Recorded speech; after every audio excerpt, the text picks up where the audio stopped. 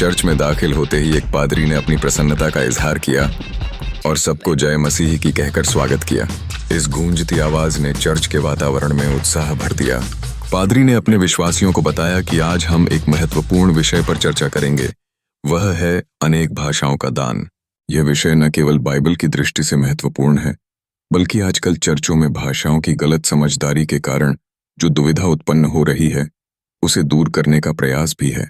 पादरी ने कहानी की शुरुआत करते हुए स्पष्ट किया कि यह विषय किसी के खिलाफ नहीं है और न ही यह किसी को नीचा दिखाने का प्रयास है। बाइबल में अनेक भाषाओं का दान एक प्रमुख विषय है जिसे समझना आवश्यक है। पादरी ने विश्वास दिलाया कि चर्च में इस विषय पर जानकारी देने का उद्देश्य केवल सच को उजागर करना है ताकि लोग झगड़े और दुविधा से बच सकें। इसके बाद उन्होंने 4 मुख्य बातों की चर्चा की जो कि बाइबल में दर्ज हैं। पहली बात, अनेक प्रकार की भाषाओं का दान 1 कुरिन्थियों 12:10 में वर्णित है। यहाँ उन्होंने चर्चा की कि दुनिया की विभिन्न भाषाओं का दान एक अलग प्राकृतिक विशेषता है।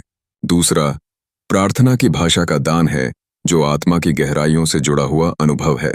तीसरी बात जिब्रिश भाषा की प्रकृति पर थी जो कई बार भ्रमित कर देती है। और चौथी बात परमेश्वर की भाषा के संदर्भ में थी जो संतोषजनक और सच्ची संचार का साधन साबित होती है। पादरी ने ध्यान दिलाया कि बहुत से लोग इन भाषाओं की सही समझ से वंचित हैं।